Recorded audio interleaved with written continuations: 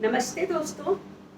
आज मैंने जो विषय सोच रखा था बोलने के लिए, मेरे दिमाग में कई दिनों से था कि क्या भक्ति स्वार्थ है। तो उससे पहले मैंने ये सोचा कि थोड़ा आप लोग को भक्ति काल के बारे में बताऊं, इतिहास से फिर वर्तमान की तरफ आती हूँ।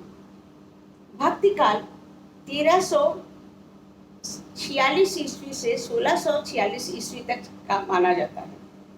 इसको पूर्व मध्यकाल भी कहा जा सकता है।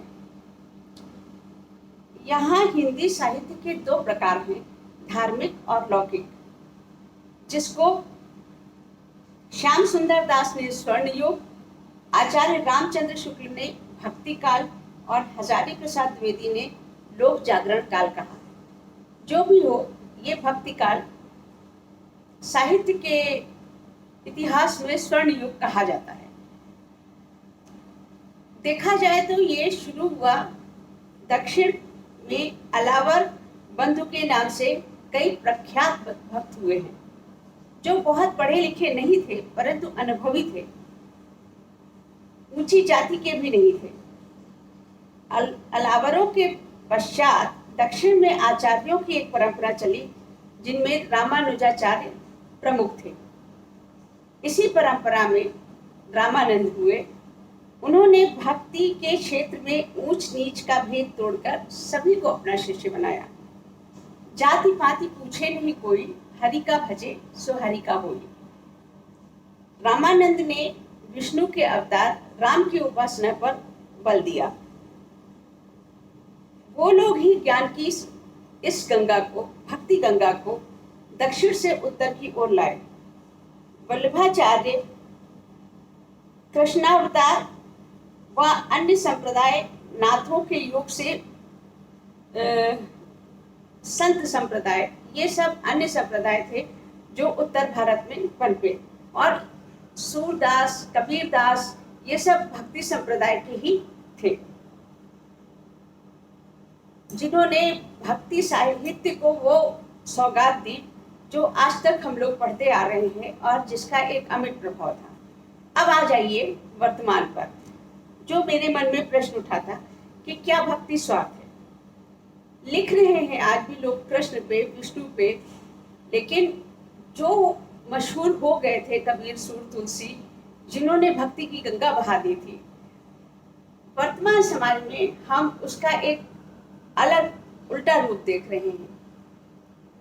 भक्त है, भक्त व्यक्ति विशेष का नहीं हुआ जाता, एक तरह से जिनको प्रभु मान लिया जाता है या ईश्वर मान लिया जाता है, या फिर जिसके कदम इतने अनुकरणीय हो कि आप उस पर चलकर कुछ गेन करें, कुछ प्राप्त करें, जैसे गांधी जी और भी बहुत से लोग हैं।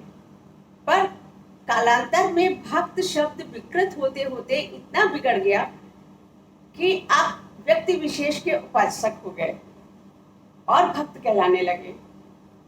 लोगों ने उसको उपहास में कहा, लेकिन धीरे धीरे जैसे समाज अडॉप्ट कर लेता है कुछ शब्दों को, फिर वो कटुता का कारण बन गया। कहिए भक्त जी, लोग सब समझ रहे हैं किसका भक्त कहा जा रहा है और क्यों कहा जा रहा है, पर भक्त तो भक्त, और एक वाद विवाद शुरू हो जाता है। फिर मैंने सोचा, क्या भक्ति, किसी की भी भक्ति, मान लो कोई मेरा भक्त है, तो मेरी भक्ति करके किसी को क्या मिलेगा। गहराई से सोचने पर यही पाया कि आधुनिक काल में अगर आप किसी के भक्त हो रहे हैं तो शायद वो उसके गुणों की वजह से नहीं हो रहे हैं। आपकी नजर दूर तक जा रही है, आपकी दूरदृष्टि कह रही है इसकी भक्ति आपको कहीं ले जाएगी। वो एकलव्य की भक्ति नहीं थी कि धनुष बाण सीख लिया और मूर्ति पूजा करके उनका और आगे बढ़ गया, अर्जुन से भी बड़ा धनुर्धर बन गया। पर आज की भक्ति कमोबेश अगर सोचा जाए और ईमानदारी से स्वीकार किया जाए, सबके मन में होता है। भक्त एक तरह से चापलूस के रूप में बदल गया है। आप दूर दृष्टि रखे हुए हैं, एक ही भक्ति करके मुझे जरूर कुछ मिल जाएगा, जरूर मेरे बच्चों की सर्विस लग जाएगी, जरूर इसीलिए अधिकारियों की या नेताओं की या और लोगों की भक्ति और भक्त बढ़ते ही जा रहे हैं, और ये स्थिति निसंदेह कष्टप्रद है। वो भक्त नहीं है, वो स्वार्थी है, और स्वार्थ हर चीज का बुरा होता है। आप अगर एक छोटे से ग्रुप के एडमिन को ही लीजिए, जिसका पब्लिशिंग हाउस है, जिसके पेपर निकलते हो, आपके दिमाग में फौरन आएगा कि चलो इनको पूछते हैं, इनसे मुझे फायदा होने वाला है। जैसे लगता है कि बिना सिफारिश के काम नहीं होता, उसी तरह से बिना भक्ति, बिना चापलूसी, बिना चमचागिरी आगे बढ़ना लगभग असंभव लगता है। और योग्यता के बल पर वहां तो इतना स्ट्रगल है कि जब तक आप कुछ प्राप्त करेंगे, आपका मूड खराब हो चुका होगा, कड़वाहट घुल चुकी होगी कि सब कुछ लुटा के होश में आए तो क्या किया, दिन में अगर चिराग जलाए तो क्या किया। तो भक्ति करिए, अभी भी समय है। जो योग्य है उसकी योग्यता को ऑब्जर्व करिए, उसके गुणों को आत्मसात करने की कोशिश करिए, ना कि अपनी दूरदृष्टि से ये देखने की कि ये व्यक्ति मेरे किस काम आ सकता है।